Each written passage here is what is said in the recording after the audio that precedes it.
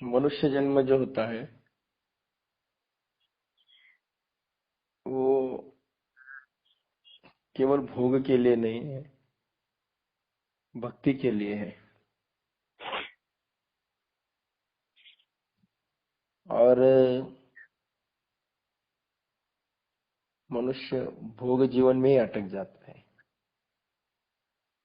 वैसे देखा जाए तो भोग जीवन जो होता है ना, वो मानवीय जीवन में 25% ही होता है, और 75% जो होता है ना, वो भाव जीवन होता है। मतलब हमारे जीवन में बड़ा पार्ट भाव जीवन का है,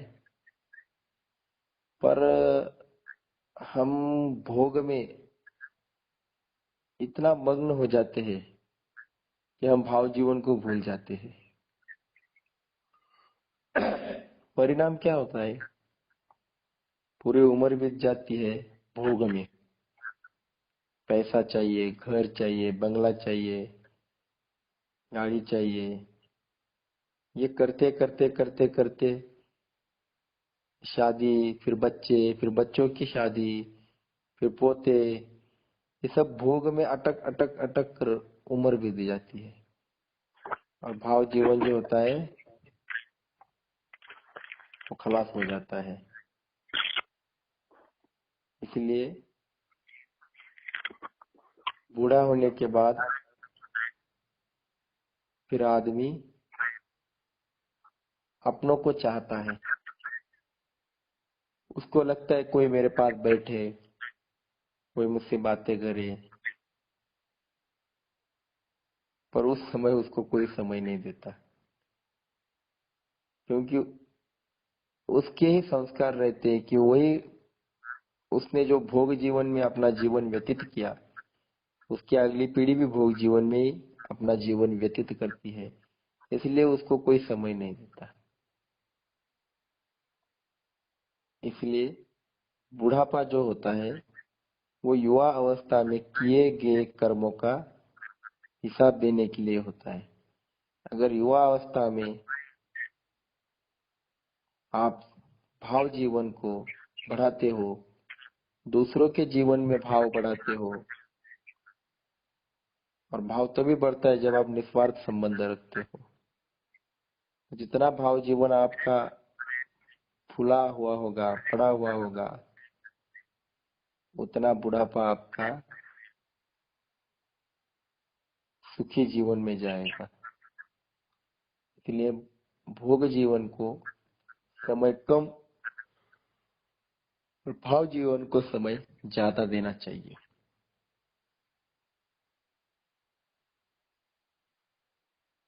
हमने ये सोचना चाहिए कि मेरे साथ अगले जन्म में क्या आने वाला है, मैंने कमाया हुआ क्या आने वाला है, कौन सी कमाई मेरे साथ आने वाली है। कभी सोचते हो मेरा घर आने वाला है, या मेरे बच्चे, या मेरी बीवी, या मेरे माँ पिताजी, कौन आने वाला है मेरे साथ आगे? ये सब यही रहने वाले हैं। ये कोई मेरे साथ आगे अगले जन्म में नहीं आने वाला। केवल कर्म आने वाले हैं, उसका हिसाब मुझे देना पड़ेगा।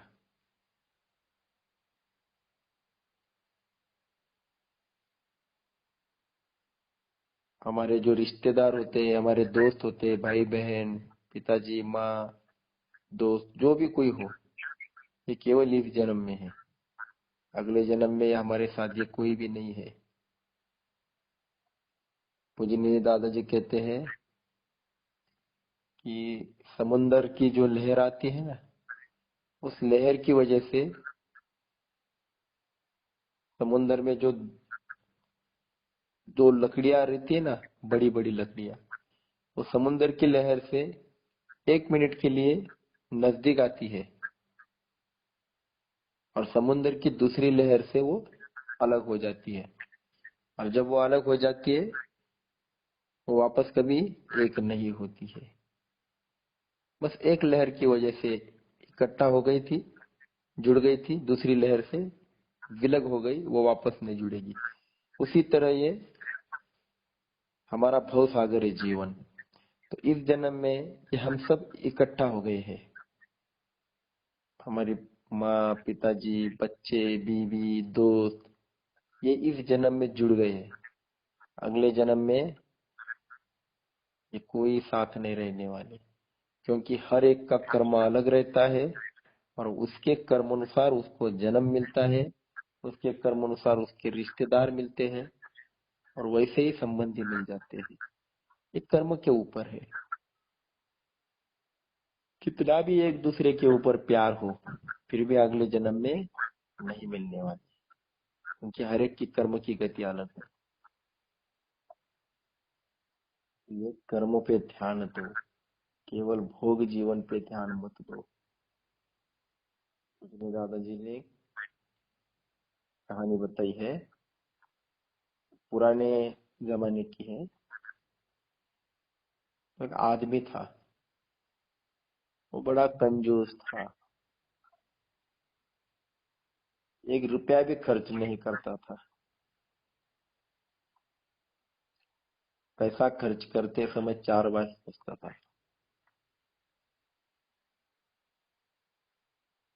तो उसके सर पर एक पगड़ी थी और वो खराब हो गई थी, मैली हो गई थी। तो वो सोचने लगा कि मैं किसी को धोने को दूं। तो धोने के लिए देना है तो जो धोबी होता है वो धोता है। तो वो जो पगड़ी है, उसने पूछा, धोबी को पूछा, कितना रुपए लेगा? तो बोले 10 रुपए लूंगा। बोले ये तो बहुत ज्यादा होते। तो दूसरे के पास गया, तो दूसरे के पास गया तो दूसरे ने बोला मैं 5 रुपए लूंगा। ये पुराने जमाने की कहानी, तब पैसे को कीमत थी। तो इसको कोई जम नहीं रहा था। बोला नहीं नहीं, ये बहुत ज्यादा होते हैं। ऐसा करते करते उसने 10-12 जन को पूछ लिया, सौदा कोई तय होना नहीं हो रहा था। अब क्या करे?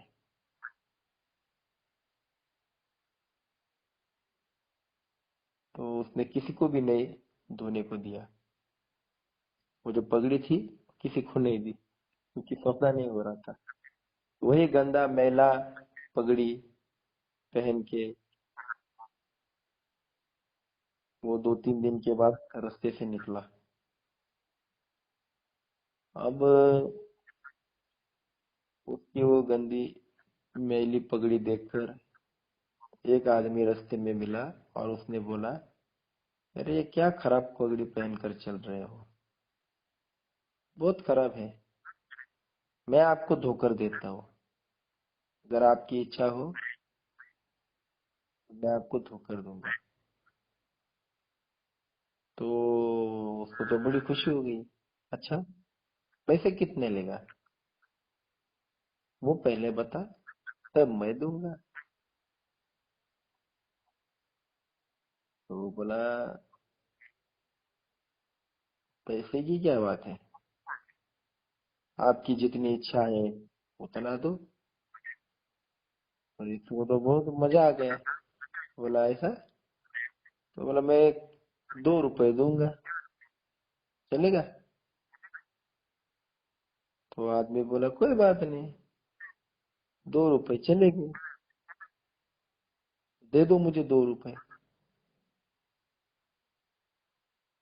तो उसने 2 रुपए भी दे दी और पगड़ी भी दे दी और सर सर पर कुछ नहीं, और ऐसा वो चला आया। अब पहले के जमाने में अगर पगड़ी नहीं होती थी सर पर, तो लोग पूछते थे कि किसकी मौत को गया था, क्योंकि पहले अगर सर पर कुछ नहीं हो तो लोग समझते थे कोई मर गया है, ये मौत को जाकर आया है, ऐसा पूछने लगे। तो वो लोगों को बोलने लगा अरे नहीं, ऐसा कुछ नहीं है। मैंने आज बहुत बड़ा व्यवहार करके आया हूँ। आज मैं बहुत खुश हूँ। आप लोग बहुत पैसा खर्च करते हो ना, अपनी पगड़ी के ऊपर 5-5, 10-10 रुपए देते हो ना धोने के लिए। आपको व्यवहार ही नहीं आता है। देखो, मैंने 2 रुपए में अपनी पगड़ी धोने को डाल दी है। लोगों को बड़ा आश्चर्य लगा, ऐसा कैसे हो सकता है? 2 रुपए में कोई पगड़ी धोता है क्या?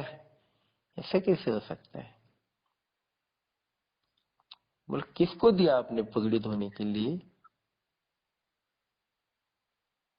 उसका कोई आता पता है आपके पास? तो कहने लगा, नहीं, पता तो मैंने लिया ही नहीं। कौन था मुझे नहीं मालूम। मैं खुशी के मारे उसको पगड़ी भी दे दिया और 2 रुपए भी दे दिए। मुझे भरोसा लगा उसके ऊपर। तो लोग कहने लगे, बहुत अच्छा व्यवहार किया आपने। अब तो आपकी पगड़ी भी गई और आपके 2 रुपए भी गए। ऐसा ही हमारे साथ हो रहा है। हम अपनी पूरी एनर्जी, ताकत, पूरे जीवन में अपने पत्नी के लिए, अपने बच्चे के लिए, अपने दोस्तों के लिए, अपने परिवार के लिए, फैमिली के लिए, रिश्तेदार के लिए इस्तेमाल कर देते हैं। सबके लिए हम समय देते हैं। कौन है पत्नी? कौन से बच्चे? अगले जन्म में आपको ढूंढने से भी मिलने वाले नहीं है। किसका पता है आपके पास? जिनके लिए आप सारी शक्ति इस्तेमाल कर रहे हैं, उनका आता पता है आपके पास? ये पिछले जन्म में कहाँ थे, अगले जन्म में कैसे आने वाले हैं हमारे साथ? कुछ भी नहीं है। और जिनका पता नहीं है, उनके लिए हम पूरा जीवन इस्तेमाल कर रहे हैं। दादाजी कहते, कोई बात नहीं, मनुष्य देह मिला है तो जीवन विकास कर लो, बुद्धि का विकास कर लो, इन सब पर प्यार करो। ऐसा नहीं कि इनका तिरस्कार करो, क्योंकि ये भगवान ने हमारे जीवन विकास के लिए दिए हैं। पत्नी, पति, माँ, बच्चे, ये भी जीवन विकास के लिए दिए। इसी में किसी का भी तिरस्कार मत करो, इनसे प्यार करो। जवाबदारी अपनी संभालो, कर्तव्य को पूरा करो, और कर्तव्य करते करते ही अपनी शक्ति अपने जीवन विकास के लिए इस्तेमाल करो। और जीवन विकास कब होगा? क्या एक गाड़ी की 2 गाड़ी हो गई, एक बंगले के 2 बंगले हो गए, 1000 रुपए के लाख रुपए हो गए? इसको विकास कहते हैं? ये तो भोग जीवन है। जीवन विकास इसको नहीं कहते। प्रभु ये पूछता है कि तू पूरे जन्म दिया, पूरे जीवन में कितने लोगों को भगवान के रास्ते पर लेके आया? जो भोग जीवन में अटके हुए हैं, तो कितने लोगों के जीवन में भाव भर आया? कितने लोगों को तूने सुखी जीवन का रास्ता दिखाया? तूने निस्वार्थ कर्म क्या किए, मुझे वो बता। बाकी कुछ नहीं आने वाला। श्रीमदाद्य शंकरा जी कहते हैं, शंकराचार्य जी कहते हैं, धनानि भूमो पशवस्य गोष्ठे। धन, आपका बंगला, आपकी गाड़ी, आपका सब कुछ प्रॉपर्टी यही रहने वाला है। भार्या गृह द्वारे, पत्नी दहेली तक ही रहेगी। मरने के बाद, हमारे मरने के बाद पत्नी दहेली तक। जन स्मशाने, आप जिनके लिए इतना सब कुछ कर रहे हो, वो सब लोग है ना, वो सिर्फ कंधा देने शमशान तक आते हैं। दादाजी कहते हैं कि भगवान, जब मैं मरूंगा ना, तो मुझे एक चांस देना कि जब मैं तिरडी पे रहूंगा, लोगों के कंधे पे रहूंगा ना, तो 1 मिनट के लिए मुझे उठने की इजाजत दे दे।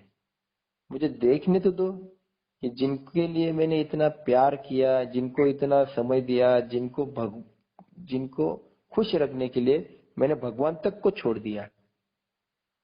वो कितने लोग मेरे मरने के बाद मुझे पहुंचाने आए, मुझे जरा देखने तो दे।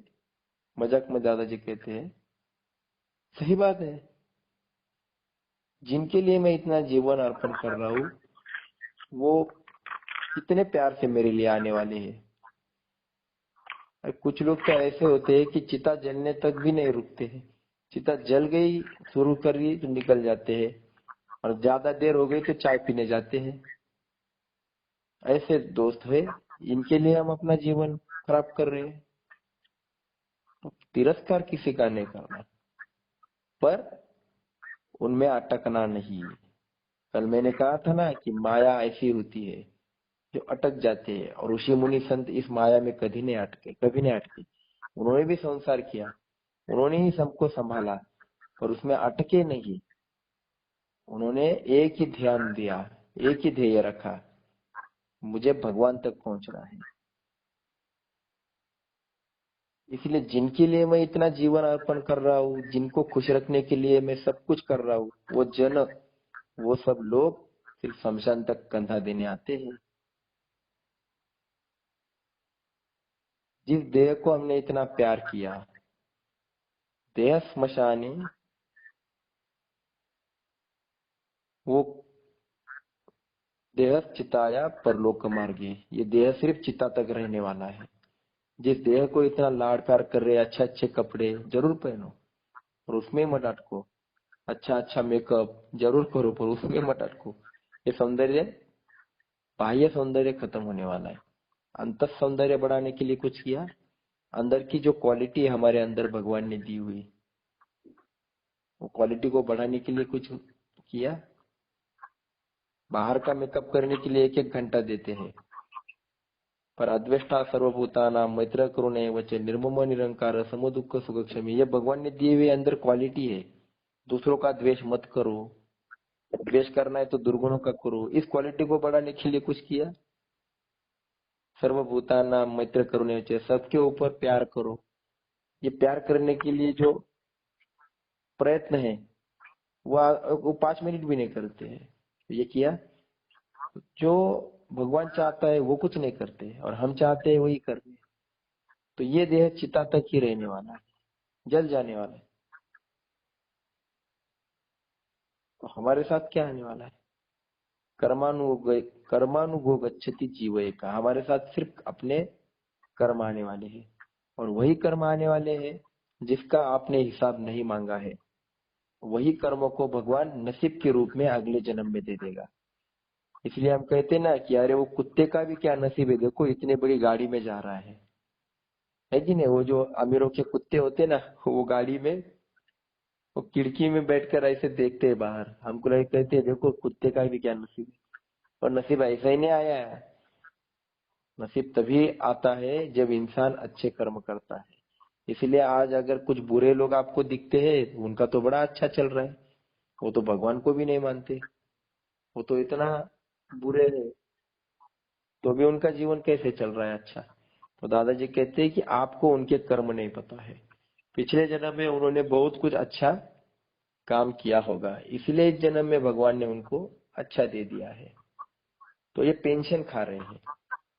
हम जब बैंक में जाते हैं ना, तब बहुत बूढ़े हमें दिखाई देते हैं, 70 70 75 साल के, और वो आते हैं पेंशन लेने के लिए, तो उनको मिलता है 50 50 हजार। तो ये आदमी कहता है मैं इतना काम करता हूँ एक एक महीना, तो भी मुझे 20 हजार भी नहीं मिलती। और ये बूढ़ा घर पे रहता है तो भी आता है पेंशन लेके जाता है 50 50 हजार रुपए। ऐसा क्यों? तो पेंशन फुकट में सरकार नहीं देती है, उसने पहले 25 30 साल वहां काम किया है, इसलिए सरकार अभी उसको बैठे बैठे 50 हजार दे रही है। तो उसके पीछे उसने पहले कर्म अच्छे किए हैं, सरकार की नौकरी की है, तो सरकार पेंशन दे रही है। उसी प्रकार आपको कितना भी गंदा गलत आदमी दिखाई दे कि उसको बहुत अच्छा चल रहा होगा, वो भले गालियां देता है, दारू पीता है, सब कुछ गलत करता है, तो भी उसका अच्छा चल रहा है क्योंकि वो पेंशन खा रहा है। उसके पिछले जन्म के कर्म हमें क्या पता, उसने अच्छे कर्म किए होंगे। भगवान कभी किसी का कुछ रखता नहीं और फुकट में कुछ देता नहीं है। भगवान के पास भेदभाव नहीं है। जिसने अच्छे कर्म किए उसको अगले जन्म में अच्छा मिलने ही वाला है। वो कब मिलने वाला है वो भगवान के हाथ में, वो इसी जन्म में मिलेगा या अगले भी जन्म में मिलेगा ये वो तय करता है। इसीलिए हमारे साथ क्या आने वाला है, केवल हमारे कर्म आने वाले हैं। इसीलिए इस जन्म में भोग जीवन को संभालो और भाव जीवन को बढ़ाओ। इसलिए सबको समय दो और अटक मत जाओ, और अपना ध्येय एक ही है, ध्यान में रखो कि मुझे भगवान का काम करना है, निस्वार्थ प्रेम करना है, निस्वार्थ कर्म करने हैं। जितने मैं बढ़ाऊं उतना जल्दी भगवान मेरे पास आएगा, मैं भगवान के पास जाऊंगा। तो ये आप तय करो कि मुझे कितना ज्यादा काम करना है, समय कितना ज्यादा देना है। नौकरी को, व्यवसाय को किस कैसा समय देते हैं कि आज अगर 1,000 रुपए धंधा हुआ तो कल 2,000 के लिए हम प्रयत्न करते हैं कि नहीं करते। तो भोग जीवन के लिए हम बहुत ट्राई करते, पर भाव जीवन के लिए कहाँ ट्राई करते। और मनुष्य को आखिर भाव जीवन ही बढ़ाना होता है, उसी में सुख रहता है। तो भोग भोगोगे तो रोग आएंगे, पर भाव बढ़ाओगे तो भगवान मिल जाएंगे। इसलिए भगवान को पाना है तो भाव जीवन को बढ़ाओ, और भाव जीवन को बढ़ाना है तो निस्वार्थ कर्म को बढ़ाना पड़ेगा। तो इसलिए हम बार बार यही कहते हैं कि ये शुरुआत करना है तो दादाजी ने त्रिकाल संध्या दी है कि भगवान को 3 बार याद करो, हफ्ते में 1 घंटा निस्वार्थ से बैठना चालू करो, और दिन में ऐसा एकाध कर्म करो कि जिसकी कीमत मैंने नहीं मांगी है। निस्वार्थ कर्म, निरपेक्ष कर्म। अच्छा विचार दे दो पर उससे अपेक्षा मत करो, शाबाशी की भी अपेक्षा मत करो। ऐसे कर्म करने की कोशिश करो, और जितना हो सके निस्वार्थता के कर्म की शुरुआत करो। ओके, जय नमस्कार।